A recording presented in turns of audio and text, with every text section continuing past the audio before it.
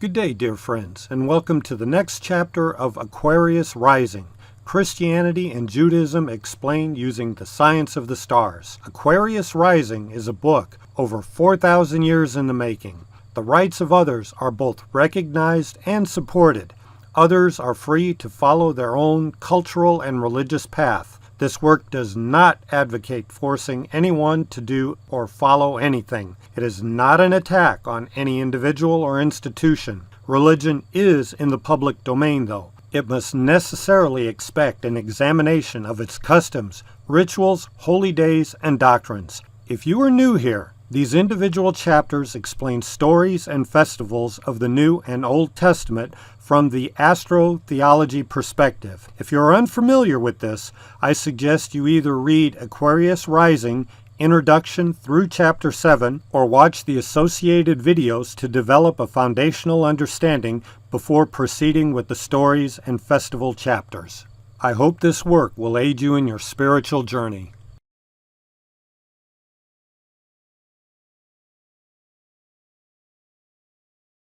Before beginning, I would like to acknowledge and thank Malik H. Jabbar for his stellar work on Astro Theology. While researching 4,000 years of material, I came across the writings of Mr. Jabbar. He is a contemporary and one of the few who thoroughly understand the science of the stars. The images used in this video are also included in Aquarius Rising and used with his express permission. A link to his books is in the description below. I also want to thank all those who have written on this topic over the last 2,000 years. Many endured obscurity, ridicule, and sufferings, often beyond imagination. Aquarius Rising, Chapter 24. Draconis, the Great Dragon. Who and what is the Great Dragon of the Bible? We read in Revelation 12:3-4 the following. And there appeared another wonder in heaven, and behold a great red dragon, having 7 heads and 10 horns, and 7 crowns upon his heads. And his tail drew the third part of the stars of heaven, and did cast them to the earth, and the dragon stood before the woman which was ready to be delivered, for to devour her child as soon as it was born. End of quote. Note where it says its tail drew the third part of the stars of heaven. The dragon of this Bible verse from Revelation is the constellation of Draco with its long tail. Draco is a constellation in the far northern sky. Its name is Latin for dragon. It is also called Draconis. The north pole of the ecliptic is in Draco. Draco is circumpolar, that is, never setting, and can be seen all year from northern latitudes. The symbolism of Revelation 12:3-4 points to the zodiacal signs of Libra, Scorpio, Sagittarius, and Capricorn, which were situated at the fold of the dragon's tail when the Bible was last updated. The constellation Draconis stretches over nearly half the sky's celestial longitude. Its tail spanned the zodiac, stretching from the autumnal equinox through the winter solstice at the biblical editing. This is a span of 4 zodiac constellations representing the fall of the sun into the lower regions of the cosmos below the celestial equator. The 4 sectors of Libra, Scorpio, Sagittarius, and Capricorn marked the entrance to the sun into the underworld region of judgment. These 4 sectors also equate to 1/3 of heaven's stars, which were so poetically and forcefully described. The graphic below shows that the tail of Draconis runs lateral to the 4 horsemen, constellations, of the biblical apocalypse, Libra, Scorpio, Sagittarius, and Capricorn.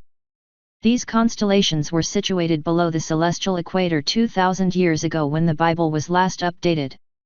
Note the figure of the dragon, the constellation Draco, near top of the graphic spanning almost 6 sectors. Note the curved line about 2/3 down is the ecliptic, which is the path of the sun. Note the positions of Libra, Scorpio, Sagittarius, and Capricorn, spanning from the 12th to the 20th hours. These 4 sectors include 1/3 of the stars of the cosmic heaven and run lateral to the tail of Draco, the dragon of Revelation. Moving right to left, the 12th hour of the zodiac, the point of intersection between the celestial equator and the sun's ecliptic, is the point where the sun descends into the regions of hell. This transition symbolizes Judgment Day. The 4 sectors compose 1/3 of the stars of heaven. Thus, the ancients referred to the actual astronomical heavens, not to unseen spiritual heavens filled with invisible angels and demons. We read in the Bible about war in heaven and the great dragon Draconus. Revelation 12:9-11 states, "And the great dragon was thrown down, that ancient serpent, who is called the devil and Satan, the deceiver of the whole world. He was thrown down to the earth, and his angels were thrown down with him. And I heard a loud voice in heaven, saying, Now the salvation and the power and the kingdom of our God and the authority of his Christ have come, for the accuser of our brothers has been thrown down, who accuses them day and night before our God. And they have conquered him by the blood of the Lamb and by the word of their testimony, for they loved not their lives even unto death." End of quote. The celestial polar axis is the point of contention between the dragon and the newborn, the winner being destined to rule the world. This polar axis is symbolic of the throne of God, and from the human perspective, our universe revolves around it. Recall now the precession of the equinoxes. This precession means that the circumpolar constellations take turns in occupying the throne of heaven, which is the point of the celestial axis. This position transition, power, was a war between transiting constellations in clear storybook language. This is the case where the dragon was cast out from heaven by the newborn conquering son that removed the dragon from the throne of the central axis. According to Revelation 12:9, the dragon was cast out of heaven by the power of Christ and the blood of the Lamb. The reference to the Lamb and Christ as the victorious adversaries of the dragon points to the astrological, zodiacal, eras that marked the intense conflict between the cycle forces of the precession and natural forces of resistance. The war against the dragon came into focus under the equinoctial era of Aries, the Lamb. It was intensified victoriously under the age of Pisces, Christ the fish. The dragon in the constellation of Draconus ascended to the heavenly celestial throne in the era of Gemini, 6606 BCE, in tandem with the Gemini twins, Adam and Eve, at the vernal equinox. The dragon, Draconus, was destined to rule, hold primary celestial position, for 3 astrological ages, approximating 6,880 years, through Gemini, Taurus, and Aries. The sages foretold this. They predicted that astronomically, a savior would unseat the devil, Draconus, and restore the throne to a new generation. This savior avatar was destined to be born in the era of Pisces. Of course, the uninitiated misunderstood the symbolism of the prophecy and took it as the foretelling of a human savior destined to come to restore humanity spiritually and defeat satanic spiritual influence on humankind. They saw the mythical Jesus of the Pisces era as the savior. They anointed him with the sign of the fish in the early formative years of the new faith of Christianity. They missed sight of the true savior that was astronomically in reality and actually was the configuration of stars that we call Ursa Minor, the little bear.